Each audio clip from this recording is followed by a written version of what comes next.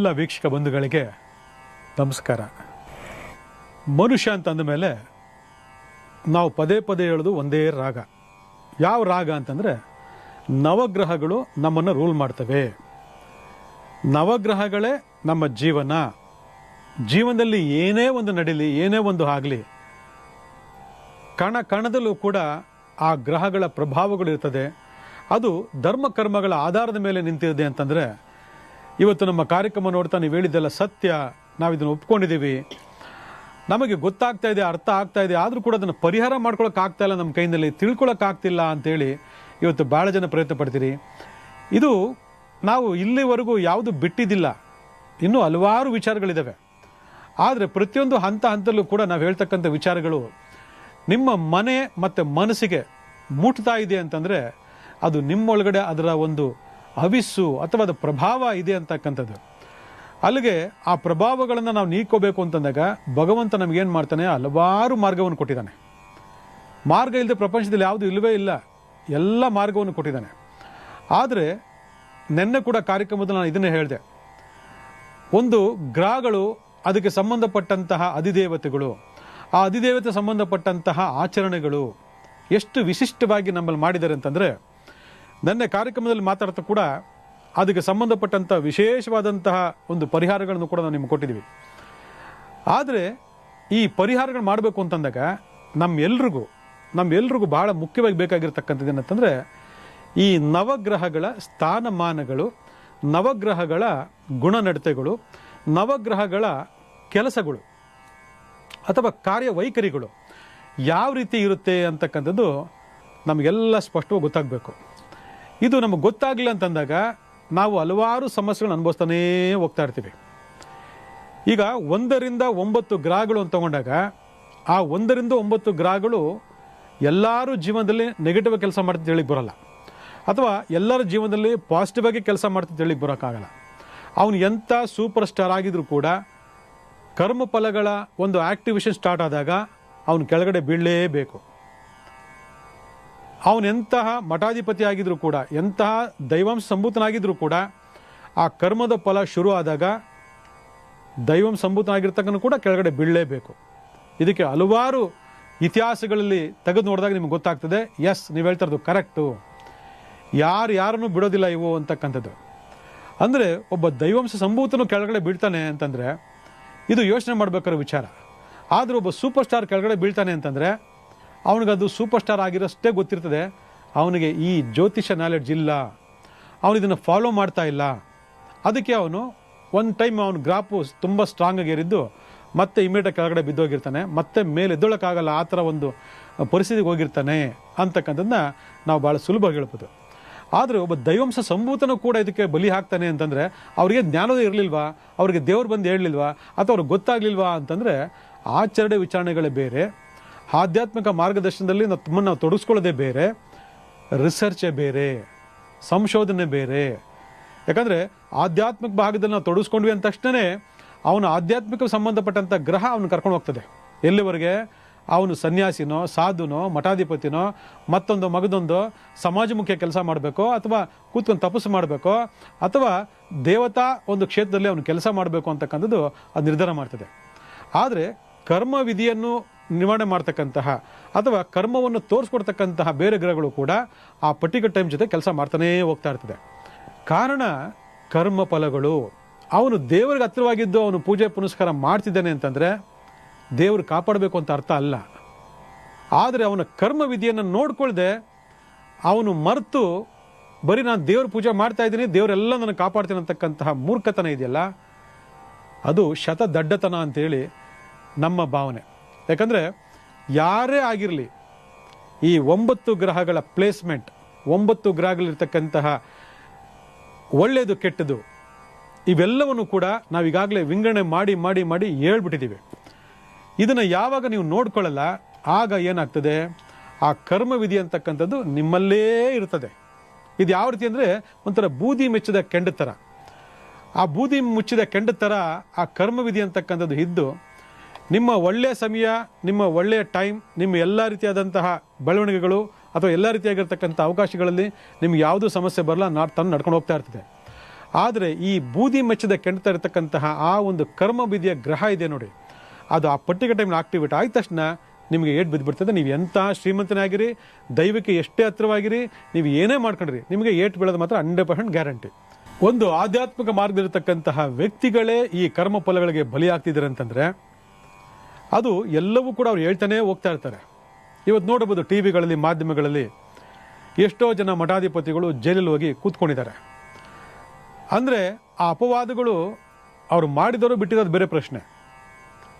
ಆದರೆ ಮಾಡಿದ್ದಾರೆ ಅಂತಕ್ಕಂಥದ್ದು ಒಂದು ಕಡೆ ಆಯಿತು ಅಂದರೆ, ಮಾಡಿಲ್ಲ ಅಂತಕ್ಕಂಥದ್ದು ಇನ್ನೊಂದು ಕಡೆ ಆಯಿತು ಅಂದರೆ, ಇದಕ್ಕೆ ಮೀರಿದ್ದು ಇನ್ನೊಂದು ಕರ್ಮ ವಿಧಿ ಅಂತಕ್ಕಂಥದ್ದು ಅವ್ರನ್ನ ತಗೊಂಡೋಗಿ ಅವಮಾನ ಅಪಮಾನವನ್ನು ಮಾಡಿಸಿ ತಗೊಂಡೋಗಿ ಒಂದು ಕಾರಾಗೃಹದಲ್ಲಿ ಬಂದಿಯಾಗಿ ಮಾಡ್ತದೆ ಅಂತಂದರೆ, ಮಠಾಧಿಪತಿಗಳು ಕಾವಿದ್ರಿಸಿರ್ತಕ್ಕಂಥರೇ ಇಷ್ಟ ಮಟ್ಟಿಗೆ ಆಯಿತು ಅಂದರೆ ಅವ್ರಿಗೇನು ಗೊತ್ತಿರಲಿಲ್ವಾ ಅಂತಕ್ಕಂಥದ್ದು ಜನಸಾಮಾನ್ಯರಲ್ಲಿ ಆಗ್ತಕ್ಕಂತಹ ಒಂದು ವಿಚಾರಗಳು.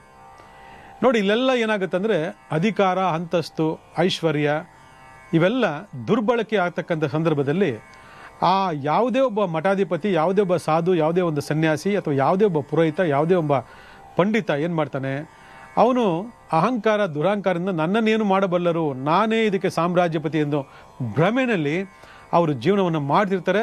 ಆ ಮಾಡೋ ಹಂತದಲ್ಲಿ ಮನುಷ್ಯನಿಗೆ ಏನು ಮಾಡಬಾರ್ದೋ ಆ ಕೆಲಸಗಳನ್ನೆಲ್ಲ ಮಾಡಿ ಅವರು ನನಗೇನು ಆಗಲ್ಲ, ನಾನೇ ಎಲ್ಲ, ನಾನೇ ದೇವರು ಅಂಥೇಳಿ ಆ ದಡ್ಡತನದಲ್ಲೇ ಇರ್ತಾರೆ ಹೊರತು ಕರ್ಮವಿಧಿ ಅಂತಕ್ಕಂಥದ್ದು ಎಲ್ಲರೂ ಕೆಲಸ ಮಾಡ್ತಿರೋದ್ರ ಬಗ್ಗೆ ಅವ್ರಿಗೆ ನಾಲೆಡ್ಜೇ ಇರೋದಿಲ್ಲ. ಎಷ್ಟೋ ಜನಗಳಿಗೆ ಅವ್ರು ಗೈಡೆನ್ಸ್ ಮಾಡ್ತಾರೆ, ನೀನು ಹಂಗಿರೋ, ನೀನು ಹಿಂಗಿರೋ, ನೀನು ಅದು ಸರಿಯಿಲ್ಲ, ಇದು ಸರಿಯಿಲ್ಲ, ನೀನು ಅದು ಇದು ಮಾಡ್ಕೊ ಅಂತ. ಅವರೇ ಮಾಡ್ಕೊಳ್ಳೋ ಮನಸ್ಥಿತಿ ಅವ್ರಲ್ಲಿರಲ್ಲ. ಯಾಕಂದರೆ ನಾನು ಮಠಾಧಿಪತಿ, ನಾನು ದೇವರ ಆರಾಧಕ, ನಾನು 24 ಗಂಟೆ ದೇವ್ರ ಪೂಜೆ ಮಾಡ್ತೀನಿ, 24 ಗಂಟೆ ವ್ರತ ಮಾಡ್ತೀನಿ, ನಾನು ದೇವರಿಗೆ ಬಹಳ ಹತ್ತಿರವಾಗಿದ್ದೀನಿ, ನಾನು ಫೋನ್ ಮಾಡಿದ ತಕ್ಷಣ ಫೋನ್ ತಗೋತಾರೆ ದೇವರು.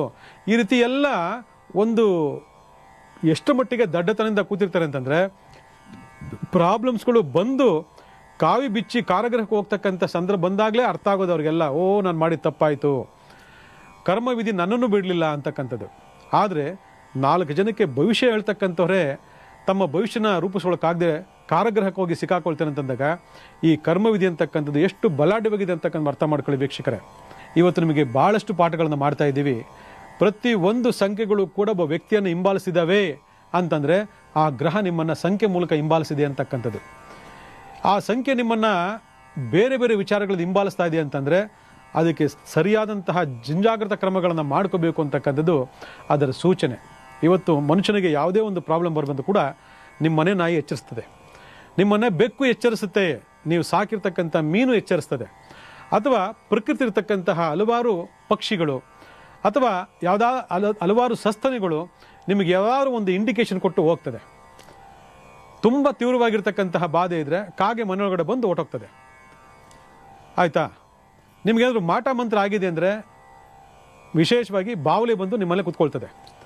ಅಥವಾ ನಿಮ್ಗೆ ಯಾವ್ದಾದ್ರು ಒಂದು ಗಂಡಾಂತರ, ಪ್ರಾಣ ಗಂಡಾಂತರ ಇದೆ ಅಂದರೆ ಗೂಬೆ ಬಂದು ನಿಮ್ಮ ಮನೆ ಮುಂದೆ ಕೂತಿರ್ತದೆ, ಗೂಬೆ ದರ್ಶನ ಆಗ್ತದೆ.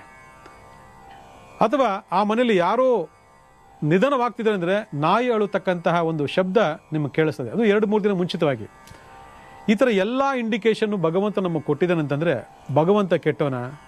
ಹೇಳಿ ನೋಡೋಣ. ಆಯಿತು, ಇನ್ನು ಜಾತಕ ಅಂತಿದೆ. ಜಾತಕ ಅಂತ ಬಂದಾಗ ಗ್ರಹಗತಿಗಳ ಸಮ್ಮಿಲನ, ಗ್ರಹಗತಿಗಳ ಒಳಿತು ಕೆಡುಕುಗಳ ಬಗ್ಗೆ, ಗೋಚಾರ ರೀತಿ, ದಶಾಕಾಲಗಳ ಬಗ್ಗೆ, ಜನ್ಮ ದೋಷಗಳ ಬಗ್ಗೆ ನಾವು ಇಡೀ ನೋಡಿ 2 ವರ್ಷ ಆಯ್ತಾ ಬಂತು ಈ ಒಂದು ಸಿಗ್ಮೆಂಟ್ ಸ್ಟಾರ್ಟ್ ಮಾಡಿ. 2 ವರ್ಷಗಳಿಂದ ನಿರಂತರವಾಗಿ ನಾವು ಮಾತಾಡ್ತಾನೇ ಇದೀವಿ ನಾವು. ಆದರೆ ಎಷ್ಟು ಜನಕ್ಕೆ ತಲೆಗೆ ಹೋಗಿದೆ, ಎಷ್ಟು ಜನ ಅನುಸರಣೆ ಮಾಡ್ತೀರಿ ಹೇಳಿ ನೋಡೋಣ. ಅಲ್ಲಿಗೆ ಆ ಕರ್ಮವಿಧಿ ಅಂತಕ್ಕಂಥದ್ದು ನಿಮ್ಮನ್ನು ಬಲವಂತ ತೊಗೊಂಡೋಗುತ್ತೆ ಅಂತಂದರೆ ನೀವು ಅರ್ಥ ಮಾಡ್ಕೋಬೇಕು. ಹೌದು, ನೀವು ಹೇಳ್ತಾ ಇರೋದು ನಿಜ, ಎಲ್ಲವೂ ಗೊತ್ತಿದ್ದೆ, ಆದರೆ ಅದನ್ನು ಸರಿ ಮಾಡ್ಕೊಳಕ್ಕಾಗ್ತಾ ಇಲ್ಲ. ಗೊತ್ತಿರ್ತಕ್ಕಂತಹ ಜ್ಞಾನಿಗಳು ಅಂತ ಹೇಳ್ತಕ್ಕಂಥ ಜನ ಇವತ್ತು ದಡ್ಡರಾಗ್ತಾ ಇದ್ದಾರೆ, ಶತದಡ್ಡರಾಗ್ತಾ ಇದ್ದಾರೆ, ಜೀವನವನ್ನು ಬಲಿ ಕೊಡ್ತಾ ಇದ್ದಾರೆ ಅಂತಂದರೆ ಇದನ್ನು ನಾವು ಒಪ್ಕೊಳ್ಳೇಬೇಕಾಗ್ತದೆ. ಅಲ್ಲಿಗೆ ನಮ್ಮೆಲ್ಲರಿಗಿಂತ ಆ ಕರ್ಮವಿಧಿ ಅಂತಕ್ಕಂಥ ಸ್ಟ್ರಾಂಗ್ ಅಂತಂದಾಗ ಆ ಕರ್ಮವಿಧಿಯನ್ನು ಪ್ರತಿನಿಸ್ತಕ್ಕಂತಹ, ಪಾಪ ಪುಣ್ಯವನ್ನು ಪ್ರತಿನಿಸ್ತಕ್ಕಂತಹ, ಒಳ್ಳೆಯದು ಮತ್ತು ಕೆಟ್ಟದನ್ನು ಹೇಳ್ತಕ್ಕಂತಹ ಆ 9 ಗ್ರಹಗಳು ಬೇರೆ ಎಲ್ಲೂ ಇಲ್ಲ ವೀಕ್ಷಕರೇ, ನಮ್ಮಲ್ಲೇ ಇದೆ. ಜೀವನದಲ್ಲಿ ನಾವು ಸುಖ, ಶಾಂತಿ, ನೆಮ್ಮದಿ ಇರಬೇಕು, ಬದುಕಬೇಕು ಅಂತಂದಾಗ ನಾವು ಈ ನವಗ್ರಹಗಳಿಗೆ ನಾವು ಯಾವ ರೀತಿ ನಾವು ಶರಣಾಗತಿ ಆಗಬೇಕು ಅನ್ನೋದ್ರ ಬಗ್ಗೆ ನಾವು ತಿಳ್ಕೊಬೇಕಾಗ್ತದೆ. ಯಾಕಂದರೆ ನೆನ್ನೆ ಕೂಡ ಕಾರ್ಯಕ್ರಮ ನಿಮ್ಗೆ ಹೇಳ್ಕೊಟ್ಟೆ, ನವಗ್ರಹಗಳ ಸ್ಥಾನಮಾನವನ್ನು ಇವತ್ತು ಕೂಡ ಅದನ್ನು ರಿಪೀಟ್ ಮಾಡ್ತಾ ಇದ್ದೀನಿ. ಕಾರಣ ಏನು? ನೆನ್ನೆ ನೋಡಿರೋ ಇವತ್ತು ನೋಡಿರ್ಬೋದು, ಅಥವಾ ಇವತ್ತು ಆ ನಾಲೆಡ್ಜ್ ಬಗ್ಗೆ ಸರಿಯಾಗಿ ಅರ್ಥ ಮಾಡ್ಕೊಳ್ದಿರ್ಬೋದು. ಅದಕ್ಕೋಸ್ಕರನೇ ಇವತ್ತು ನವಗ್ರಹಗಳು ಬೇರೆ ಎಲ್ಲೂ ಇಲ್ಲ. ನಿಮ್ಮ ಅಂಗೈ ಹಸ್ತ ತಗೊಂಡ್ರೆ ಇದರೊಳಗಡೆ ನವಗ್ರಹಗಳಿದ್ದಾವೆ. ಆದರೆ ಈ ನವಗ್ರಹಗಳ ಒಂದೊಂದು ಹಂತಗಳನ್ನು ಕೂಡ ನಾವು ಭಾಳ ವಿಶೇಷವಾಗಿ ನಾವು ಉದಾಹರಣೆ ಸಮೇತ ನಾವು ಕೊಡ್ಬೋದು.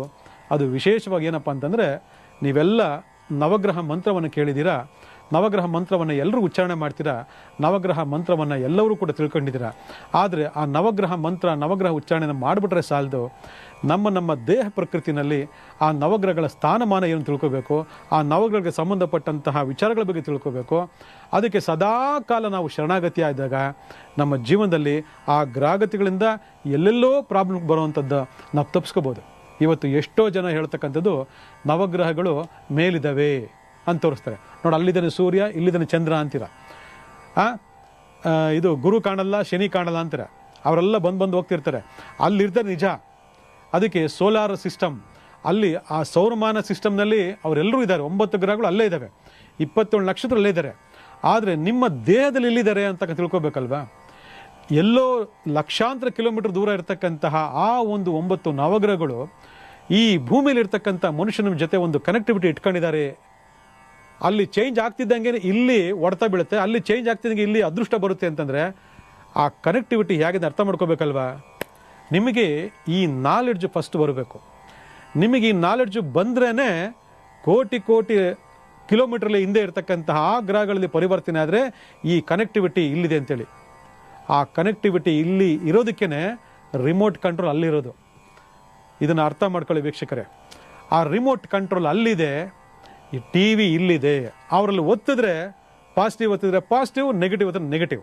ಇದು ಸಂಚಾರಪೂರ್ವಕವಾಗಿ ಬರ್ತಕ್ಕಂತಹ ಕಾಲದೇಶೀಯ ಪರಿಣಾಮಗಳು.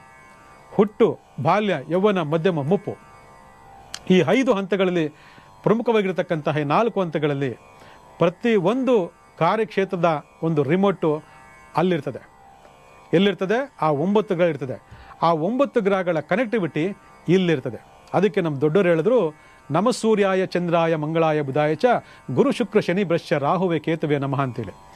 ಇಲ್ಲಿ ರಾಹು ಕೇತು ತಗೊಂಡಾಗ ಅದು ಛಾಯಾಗ್ರಹಗಳಂತೆ ಪಕ್ಕಕ್ಕಿಟ್ಟರೆ, ಇಲ್ಲಿ ಆ ಒಂದು 7 ಗ್ರಹಗಳ ಒಂದು ಸ್ಥಾನಮಾನಗಳನ್ನು ಪ್ರತಿಯೊಬ್ಬರು ಕೂಡ ಅರ್ಥ ಮಾಡ್ಕೋಬೇಕು. ಆ ಪ್ರತಿಯೊಬ್ಬರು ಅರ್ಥ ಮಾಡ್ಕೋಬೇಕು ಅಂದಾಗ ನಿಮ್ಗೆ ಆಗಲೇ ಭಾಳಷ್ಟು ಕಾರ್ಯಕ್ರಮಗಳು ನಾವು ಹೇಳ್ತಾ ಇದ್ದೀವಿ. ಸಪ್ತ ಚಕ್ರಗಳಿದ್ದಾವೆ. ಸಪ್ತ ಚಕ್ರಗಳು ನಮ್ಮ ದೇಹದಲ್ಲಿದ್ದಾವೆ.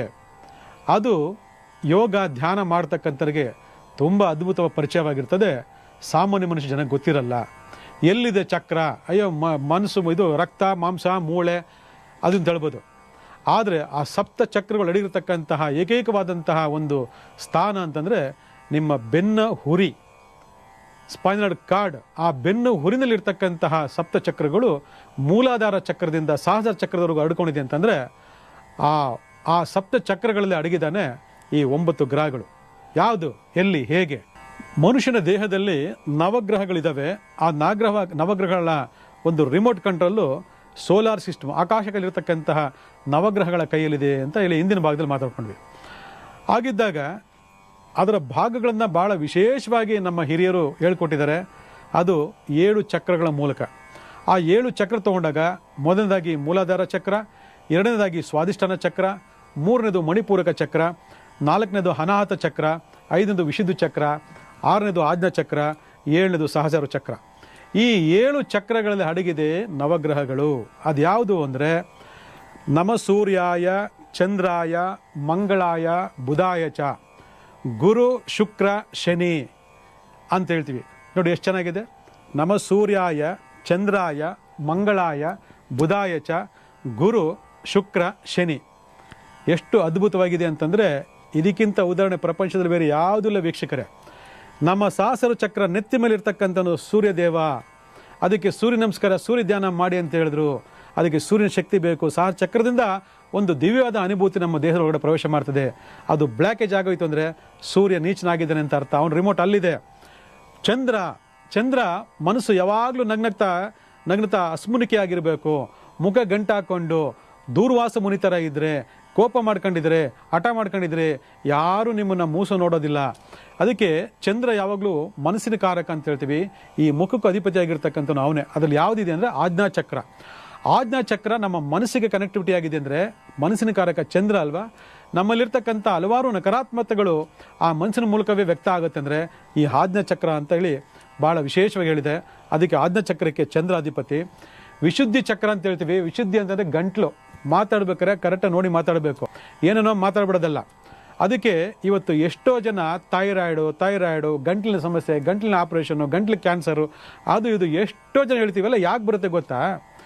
ಓದು ಜನ್ಮದಲ್ಲಿ ಸಿಕ್ಕಾಬಟ್ಟೆ ಬೈದು ಮಾತಾಡಿ ಶಾಪಗಳನ್ನ ಹಾಕ್ಕೊಂಡು ಏನೇನೋ ಬಾಧೆ ಬಿದ್ದಿರ್ತಕ್ಕಂಥ ಎಲ್ಲರೂ ಕೂಡ ಈ ಬಾಧೆ ಬರ್ತದೆ. ಅದಕ್ಕೆ ಇಲ್ಲಿಗೆ ಕುಜ ಅಧಿಪತಿ ಅಂತ ಹೇಳ್ತೀವಿ ನೋಡಿ. ನಮ್ಮ ಸೂರ್ಯಾಯ ಚಂದ್ರಾಯ ಕುಜ ಇಲ್ಲಿದ್ದಾನೆ. ವಿಶುದ್ಧಿ ಚಕ್ರ ಕುಜ, ಗಂಟ್ಲಿಗೆ ಅಧಿಪತಿ ಆಗಿರ್ತಕ್ಕ ವಿಶುದ್ಧಿ, ಅಲ್ಲಿಗೆ ಕುಜ ಅಧಿಪತಿ. ಕುಜ ಕೆಟ್ಟೋದ್ರೇ ಥೈರಾಯ್ಡ್ ಬರೋದು. ಊದ್ಕೊಂಡ್ಬಿಟ್ಟಿರ್ತಾರೆ ನೋಡಿರ್ಬೇಕು ನೀವು. ಏನು ತಿನ್ನಲ್ಲ, ಮಾಡಲ್ಲ, ಕುಡಿಯಲ್ಲ, ಊದ್ಕೊಂಡು ಹೋಗ್ತಾ ಇರ್ತೀವಿ ದಿನ. ಕೇಳಿದ್ರೆ ಥೈರಾಯ್ಡು. ಮಕ್ಕಳಾಗಿಲ್ವಾ ಥೈರಾಯ್ಡ್ ಅಂದ್ಬಿಡ್ತಾರೆ ನೋಡಿ. ಇಂಥೆಲ್ಲ ಸಮಸ್ಯೆಗಳು ನಮ್ಮಲ್ಲಿ ಅನುಭವಿಸ್ತಾ ಇದೆ ಅಂದರೆ ಕುಜ ದೋಷ. ಕುಜ ಇಲ್ಲೇ ಇರ್ತಾನೆ, ಆಯಿತಾ. ಬುಧ ಅಂದರೆ ಎದೆ, ಅನಾಹುತ ಚಕ್ರ ಏನು ತಿಳ್ಕೊಂಡಿದ್ದೀರಾ? ಪ್ರಾಣ ಚಕ್ರ ಅಂತ ಹೇಳ್ತೀವಿ. ಪ್ರಾಣ ಚಕ್ರ ಎಲ್ಲಿದೆ? ನಿಮ್ಮ ಪ್ರಾಣ ಎಲ್ಲಿದೆ ಅಂದರೆ ಅನಾಥ ಚಕ್ರದಲ್ಲಿದೆ. ಇವತ್ತು ಶ್ವಾಸಕೋಶದ ತೊಂದರೆಗಳು, ಹೃದಯಕ್ಕೆ ಸಂಬಂಧ ತೊಂದರೆಗಳು, ಇವೆಲ್ಲವೂ ಬರ್ತಕ್ಕಂಥ ಬಾಧ್ಯತೆ ಎಲ್ಲಿದೆ ಅಂತಂದರೆ ಅನಾಹುತ ಚಕ್ರ ಕೆಟ್ಟೋಗಿದೆ ಅಂತ. ಅನಾಹುತ ಚಕ್ರ ಕೆಟ್ಟೋಗಿದೆ ಅಂದರೆ ಬುಧ ಕೆಟ್ಟೋಗಿದೆ ಅಂತ ಅರ್ಥ. ಇದು ಜ್ಞಾಪಕಗಳು ಯಾರು ಪ್ರಪಂಚದಲ್ಲಿ ಯಾರೂ ಹೇಳೋದು ಈ ಸೀಕ್ರೆಟ್ಗಳನ್ನು, ಅರ್ಥ ಆಯ್ತಾ? ಅದಕ್ಕೆ ಸೂರ್ಯ, ಚಂದ್ರ, ಕುಜ ಮತ್ತು ಬುಧ. ಅದಾದಮೇಲೆ ಗುರು ಅಂದರೆ ಹೊಟ್ಟೆ. ಯಾವುದು? ಲಿವರು, ಕಿಡ್ನಿ, ಇವೆಲ್ಲ ಗುರು ರೂಲ್ ಮಾಡ್ತಾನೆ. ನಿಮ್ಮ ಡೈಜೆಸ್ಟಿವ್ ಸಿಸ್ಟಮ್ ಗುರು ರೂಲ್ ಮಾಡ್ತಾನೆ. ಗುರು ಕೆಟ್ಟೋದಂದರೆ ಇವೆಲ್ಲ ಕೆಟ್ಟೋಯ್ತು ಅಂತ ಅರ್ಥ. ಅದಕ್ಕೆ ಶುಗರ್ ಏನು, ಅದಕ್ಕೆ ಕಿಡ್ನಿ ಹಾಳಾಗೋಯ್ತು, ಲಿವರ್ ಹಾಳಾಗೋಯ್ತು, ಕರುಳು ಸರಿ ಇಲ್ಲ, ಹೊಟ್ಟೆ ಸರಿ ಇಲ್ಲ, ಡೈಜೆಸ್ಟಿವ್ ಪ್ರಾಬ್ಲಮ್, ಜೀರ್ಣಾಂಗ ವ್ಯವಸ್ಥೆ ಸರಿ ಇಲ್ಲ ಅಂತ ಹೇಳ್ತೀವಿ. ಅದಕ್ಕೆ ಗುರು ಅಧಿಪತಿ. ಅದಕ್ಕೆ ಗುರು ಚೆನ್ನಾಗಿದ್ರೆ ಲಿವರು, ಕಿಡ್ನಿ, ಹೊಟ್ಟೆ ಎಲ್ಲ ಸೂಪರ್ ಆಗಿರ್ತದೆ. ರಿಮೋಟ್ ಎಲ್ಲಿದೆ? ಅಲ್ಲಿದೆ. ಇಲ್ಲೆಲ್ಲ ಇರೋದು, ಅಲ್ಲಿದೆ ರಿಮೋಟು, ಇಲ್ಲಿ ನೋಡ್ಕೋಬೇಕು. ಅದ್ರ ಕೆಳಗಡೆ ಯಾರಿದ್ದಾರೆ? ಶುಕ್ರ ಅಂದರೆ ಏನು? ಲೈಂಗಿಕ ಅಂಗಗಳು ಅಂತ ಹೇಳ್ತೀವಿ. ಅದು ಹೆಣ್ಣಾಗಿರಲಿ ಗಂಡಾಗಿರಲಿ, ಏನಾದ್ರು ಸ್ವಲ್ಪ ವ್ಯತ್ಯಾಸ ಆಯಿತು ಅಂದರೆ ಶುಕ್ರ ಡಮಾರ್ ಅಂತ. ಮಕ್ಕಳಾಗಿಲ್ಲ, ಅದೇ ಇಲ್ಲ, ಇದಿಲ್ಲ, ಪುರುಷತ್ವ ಇಲ್ಲ, ಏನೇನೋ ಕಥೆ ಹೇಳ್ತೀವಲ್ವಾ, ಅದೆಲ್ಲ ರೂಲ್ ಮಾಡ್ತಕ್ಕಂಥ ಶುಕ್ರ ಭಗವಾನ್. ಯಾಕಂದರೆ ಪ್ರೀತಿ, ಪ್ರೇಮ, ಪ್ರಣಯ, ಲೈಂಗಿಕ ಅಂದರೆ ಶುಕ್ರ. ಅಲ್ಲಿ ಕೆಟ್ಟೋಯ್ತು ಅಂದರೆ ಎಲ್ಲ ಕೆಟ್ಟೋಯ್ತು ಅಂತ ಅರ್ಥ, ಆಯಿತಾ. ರಿಮೋಟ್ ಎಲ್ಲಿದೆ? ಅಲ್ಲಿದೆ. ಗ್ರಹ ಎಲ್ಲಿದೆ? ಇಲ್ಲಿದೆ. ಇದು ಒಕ್ಕಳು ಬಳ್ಳಿ ಕೆಳಗಿರ್ತಕ್ಕಂಥ ಭಾಗವೇ ಶುಕ್ರ. ಅದು ಯಾವುದು ಅಂದರೆ ಸ್ವಾಧಿಷ್ಠಾನ ಚಕ್ರ ಅಂತ ಹೇಳ್ತೀವಿ, ಆಯಿತಾ. ಈ ಗುರು ರೂಲ್ ಮಾಡ್ತಕ್ಕಂಥ ಚಕ್ರ ಯಾವುದು ಅಂದರೆ ಮಣಿಪೂರಕ ಚಕ್ರ. ಅದಕ್ಕೆ ಸಹಸ್ರ ಚಕ್ರ, ಆಜ್ಞಾ ಚಕ್ರ, ವಿಶುದ್ಧ ಚಕ್ರ, ಅನಾಹುತ ಚಕ್ರ, ಅದ್ರ ಕೆಳಗಡೆ ಮಣಿಪೂರಕ ಚಕ್ರ, ಅದ್ರ ಕೆಳಗಡೆ ಇರ್ತಕ್ಕಂಥದ್ದು ಯಾವುದು? ಸ್ವಾಧಿಷ್ಠಾನ ಚಕ್ರ. ಸ್ವಾಧಿಷ್ಠಾನ ಚಕ್ರಕ್ಕೆ ಅಧಿಪತಿಯಾಗಿರ್ತಕ್ಕಂಥ ಯಾರು ಅಂದರೆ ಶುಕ್ರ ಭಗವಾನ್. ಇನ್ನು ನೆಕ್ಸ್ಟು ತಿಂದಿದ್ದು ತೇಗಿದ್ದು ಎಲ್ಲ ವಿಸರ್ಜನೆ ಆಗುತ್ತೆ ಅಂದರೆ ಮಲದ್ವಾರ, ಆಯಿತಾ. ಮಲದ್ವಾರ ಅಂತೀವಿ. ಮಲದ್ವಾರಕ್ಕೆ ಅಧಿಪತಿಯಾಗಿರ್ತಕ್ಕ ಯಾರು ಅಂದರೆ ಮೂಲಾಧಾರ ಚಕ್ರ. ಮೂಲಾಧಾರ ಚಕ್ರವರ್ತಿ ಯಾರು ಅಂತಂದರೆ ಶನಿ ಭಗವಾನ್. ನೋಡಿ, ಟಾಯ್ಲೆಟು ಅಂತ ಹೇಳ್ತೀವಿ. ಟಾಯ್ಲೆಟ್ ಅಂದರೆ ಶನಿ, ಆಯಿತಾ. ಸಂಬಂಧಪಟ್ಟ ಎಲ್ಲ ಕೆಲಸಗಳನ್ನು ಕೂಡ ನಾವು ಶನಿ ಸಂತಾನ ಅಂತ ಹೇಳ್ತೀವಿ. ಅದು ಎಷ್ಟು ಅದ್ಭುತ ವಿಂಗಡಣೆ ಆಗಿದೆ ಅಂತಂದರೆ, ಇವತ್ತು ಪೈಲ್ಸ್ ಅಂತೆ, ಪಿಸ್ತೂಲ ಅಂತಂದರೆ ಆ ಉರಿ ಅಂತೆ, ಈ ಉರಿ ಅಂತೆಲ್ಲ ಹೇಳ್ಬಾರ್ದು ನಾನು. ಏನೇನೋ ಉರಿ ಬರುತ್ತೆ ಅಂತಂದರೆ ಅದು ಕೆಟ್ಟೋಗಿದೆ ಅಂತ ಅರ್ಥ. ಈ ರಾಹು ಕೇತುಗಳೇ ವಿಶೇಷವಾಗಿರ್ತಕ್ಕಂತಹ ಈ ಬಾಧೆಗಳು ಹೋಗಬೇಕು ಅಂದರೆ ನಾವೇನು ಮಾಡಬೇಕು ಅಂದರೆ ಸೂರ್ಯಕೇತು ನಾಡಿಯನ್ನು ನಾವು ದರ್ಶನ ಮಾಡಬೇಕು. ಯಾರು ಸೂರ್ಯಕೇತು ನಾಡಿ ಅಂತಂದರೆ ಗಿರಿನಾರ್ ಹಸುಗಳು. ಗಿರಿನಾರ್ ಹಸುಗಳ ಬಗ್ಗೆ ನೀವೆಲ್ಲ ಒಂದು ಸ್ವಲ್ಪ ಯೂಟ್ಯೂಬ್ಗೋ ಅದಕ್ಕಿದ್ಗೋ ಹೋಗಿ ಒಂದು ಸ್ವಲ್ಪ ಹೊಡೆದು ನೋಡಿ, ಆಯಿತಾ. ನಾಟಿ ಹಸುಗಳು ಅಂತ ನಾವು ಕರಿತೀವಿ. ಇವತ್ತೆಲ್ಲ ದೇಶಿ ಹಸುಗಳ ಸಹವಾಸ ಮಾಡಿಕೊಂಡು, ದೇಶಿ ಹಸುಗಳನ್ನ ಪೂಜೆ ಮಾಡಿಕೊಂಡು, ದೇಶಿ ಹಸುಗಳ ಬಗ್ಗೆ ಗಮನ ಕೊಡ್ತಾ ಇದ್ದೀವಿ. ದೇಶಿ ಹಸುವಿಂದ ಏನೂ ಪ್ರಯೋಜನ ಇಲ್ಲ. ಅದು ಕೊಡ್ತಕ್ಕಂಥ ಹಾಲು, ಆಗ್ತಕ್ಕಂಥ ಸಗಣಿ, ಆಗ್ತಕ್ಕಂಥ ಮೂತ್ರದಿಂದ ಏನೇನೂ ಪ್ರಯೋಜನ ಇಲ್ಲ. ಅದು ಟೋಟಲಿ ಕೆಮಿಕಲ್. ಅದನ್ನು ಕುಡಿದು ಇವತ್ತು ಮನುಷ್ಯ ಹಾಳಾಗೋಗಿದ್ದಾನೆ. ಯಾಕಂದರೆ ಎಲ್ಲ ಕಮರ್ಷಿಯಲ್. ದೇಶಿ ಹಸುವಿನ ಹಾಲು, ದೇಶಿ ಹಸುವಿನ ಮೂತ್ರ, ದೇಶಿ ಹಸುವಿನ ಸಗಣಿ, ದೇಶಿ ಹಸುವಿನ ಗೊಬ್ಬರ ಇವತ್ತು ಇಡೀ ರೈತರ ಜೀವನವನ್ನೇ ಉದ್ಧಾರ ಮಾಡ್ತಿದೆ. ಸರ್ವ ರೋಗಗಳಿಗೂ ಅಮೃತ ಸಮಾನವಾಗಿರ್ತಕ್ಕಂಥ ಸಂಜೀವನಿ ಅಂತಂದರೆ ಅದು ನಾಟಿ ಹಸುವಿನ ಗೋಮೂತ್ರ. ಎಲ್ಲ ಬಿಟ್ಟುಬಿಟ್ಟಿದ್ದೀರ, ಎಲ್ಲ ಮರ್ತು ಬಿಟ್ಟಿದ್ದೀರ. ಆ ಗಿರಿನಾರ್ ಹಸು ಅಥವಾ ಈ ನಾಟಿ ಹಸುವಿನ ಪೂಜೆ ಪ್ರತಿ ಗುರುವಾರ ಪ್ರತಿಯೊಬ್ಬರು ಮಾಡಬೇಕು. ಯಾಕೆ ಮಾಡಬೇಕು ಅಂದರೆ ಈ ಸಪ್ತ ಚಕ್ರಗಳು ಚೆನ್ನಾಗಿರಬೇಕು, ನವಗ್ರಹಗಳು ಚೆನ್ನಾಗಿರಬೇಕು ಅಂದರೆ ಆ ಅಷ್ಟು ನವಗ್ರಹಗಳನ್ನು ಬ್ಯಾಲೆನ್ಸ್ ಮಾಡಿ ನಮಗೆ ಪಾಸಿಟಿವ್ ಒಂದು ಎನರ್ಜಿ ಕೊಡ್ತಕ್ಕಂಥದ್ದು ಈ ದೇಸಿ ಹಸಿಗಳ ಪೂಜೆ ಮತ್ತು ಈ ಗಿರಿನ ಹಸುವಿನ ಆರೈಕೆ. ಯಾವ ರೀತಿ ಮಾಡಬೇಕು ಅಂದರೆ, ಪ್ರತಿ ಗುರುವಾರ ಅದಕ್ಕೆ ಹಣ್ಣು ಬಾಳೆಹಣ್ಣು ಏನಿದೆ ಎಲ್ಲವನ್ನು ತಿನ್ನಿಸಿ ಪೂಜೆನ ಮಾಡಿ, ಆ ತಲೆಯಿಂದ ಆ ಡುಬ್ಬ ಅಂತಿದೆ ನೋಡಬೇಕು, ಮೇಲ್ಗಡೆ ಡುಬ್ಬ ಅಂತಿದೆ, ಆ ಡುಬ್ಬವೇ ಸೂರ್ಯಕೇತು ನಾಡಿ. ಸೂರ್ಯಕೇತು ನಾಡಿ ಅಂದರೆ ಸೂರ್ಯನಿಂದ ಬರ್ತಕ್ಕಂಥ ಸಮಸ್ತ ಒಂದು ಪಾಸಿಟಿವ್ ಎನರ್ಜಿನೂ ಕೂಡ ಆ ಡುಬ್ಬದಲ್ಲಿ ಸಂಗ್ರಹ ಮಾಡಿ, ತಾನು ಕೊಡ್ತಕ್ಕಂಥ ಹಾಲು, ತಾನು ಕೊಡ್ತಕ್ಕಂಥ ಮೂತ್ರ, ತಾನಾಗ್ತಕ್ಕಂಥ ಸಗಣಿ ಮೂಲಕ ನಮ್ಮ ಇಡೀ ಜೀವನವನ್ನು ಉದ್ಧಾರ ಮಾಡ್ತದೆ. ಅಂದರೆ ಅದನ್ನು ನಾವು ಉಪಯೋಗ ಮಾಡ್ಕೋಬೇಕು. ಅದಕ್ಕೆ ತಲೆಯಿಂದ ಆ ಡುಬ್ಬ ಅಂದರೆ ಸೂರ್ಯಕೇತು ನಾಡಿ, ಜೊತೆಗೆ ಆ ಮೈ ಬಾಲ ಮಹಾಲಕ್ಷ್ಮಿ ವಾಸ ಮಾಡ್ತಕ್ಕಂಥವಳು, ಇದೆಲ್ಲವನ್ನು ನಾವು ದಿನನಿತ್ಯ ಸವರ್ತಾ ಅಲ್ಲಿಂದ ಬರ್ತಕ್ಕಂಥ ಒಂದು ಎನರ್ಜಿ ನಮ್ಮ ಈ ಸಪ್ತ ಚಕ್ರಗಳನ್ನು ಬ್ಯಾಲೆನ್ಸ್ ಮಾಡುತ್ತೆ. ಅಂದರೆ ನೀವು ಅರ್ಥ ಮಾಡ್ಕೋಬೇಕು, ಇಡೀ ನವಗ್ರಹ ದೋಷಗಳು ಕೂಡ ನಿವಾರಣೆ ಆಗುತ್ತೆ ಅಂತೇಳಿ.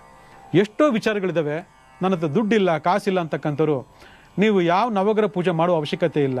ಜಸ್ಟ್ ನೀವು ಪ್ರತಿ ಗುರುವಾರ ಒಂದೆರಡು ಬಾಳೆಹಣ್ಣು ತಿನ್ನಿಸ್ಬಿಟ್ಟು ಆ ಮೈಯನ್ನು ಸವರ್ತಾ ಬನ್ನಿ. ನಿಮ್ಮ ಇಡೀ ಆರ ಅಂತೇನು ಹೇಳ್ತೀವಿ, ಆರ ಏನಿದೆ ಟೋಟಲಿ ಚೇಂಜ್ ಆಗುತ್ತೆ. ಆ ಹಾರವೇ ಸಪ್ತ ಚಕ್ರಗಳು. ಎಂಥ ಅದ್ಭುತವಾಗಿರ್ತಕ್ಕಂಥ ರೆಮಿಡಿ ಪರಿಹಾರ ಕೊಟ್ಟಿದ್ದಾರೆ ನಮ್ಮ ಋಷಿಮುನಿಗಳು ಅಂತಂದರೆ, ಇದನ್ನು ಮಾಡ್ತಾ ಬನ್ನಿ, ಒಳ್ಳೆಯದಾಗಲಿ.